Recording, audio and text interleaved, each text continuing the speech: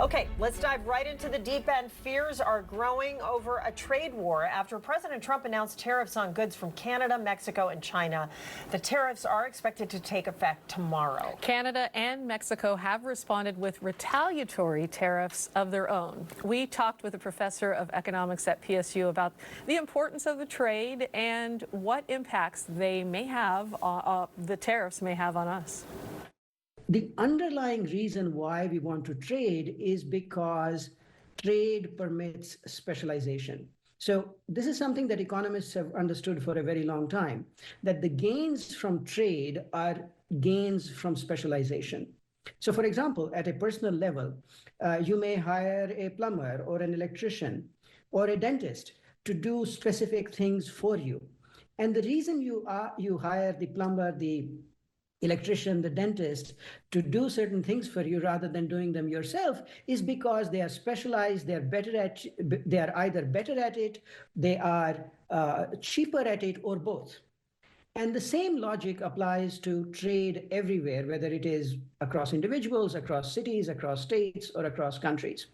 And so tariffs, by taxing imports selectively, they get in the way of this specialization and the benefits from specialization. So economists generally view tariffs as harmful to economic well-being in the country that imposes them and in the countries that are subject to them. The potential benefits are that they may save jobs in target industries. So for example, if a tariff is imposed on steel, then it may save jobs in the steel industry.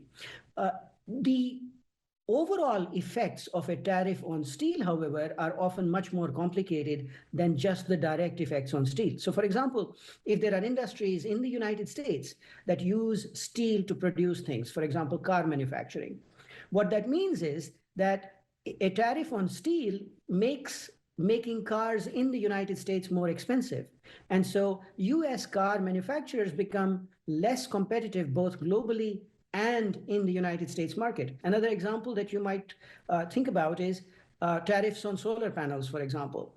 So if the US imposes tariffs on solar panels, what that means is that it may save jobs in the manufacturing of solar panels, but solar panels will become more expensive as a consequence. Fewer of them will be installed. And so there will be fewer jobs for people who actually install the solar panels. Downstream impacts of a tariff are often quite complicated, and the ripple effects may in fact negate what appears to be the initial benefit of the tariff. The goods that are subject to these tariffs and the raw materials that are subject to these tariffs, they will flow through. Those costs will flow through, largely they will flow through to US consumers.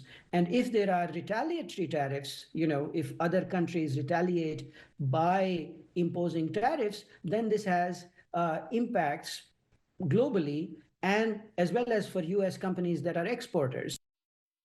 This story has a lot of our viewers talking. Tammy Pulliam writes, Trump is not wrong. We need to be patient as Americans who survived the Biden era and that disaster. Let's see how it plays out. Valerie Wilcox writes, Trump is worse than a bully. Ken Jones writes, this is how Trump gets these people to the negotiating table. I'm not worried it won't last very long. And Trina Workman writes, good on you, Canada and Mexico. Someone needs to stand up to him. And we just did hear, this is breaking news, Mexico's president says she talked with President Trump and the White House team, and they have agreed to delay the tariffs on Mexico for 30 days. So it'll be interesting to see if this happens with Canada, with China, and potentially the EU if the Trump administration moves forward with those tariffs, and how long it's going to take, like he said, before we're paying higher prices if they do go through with it. It does give both of those countries time to plan. Maybe exactly. he will be doing that with Canada as well.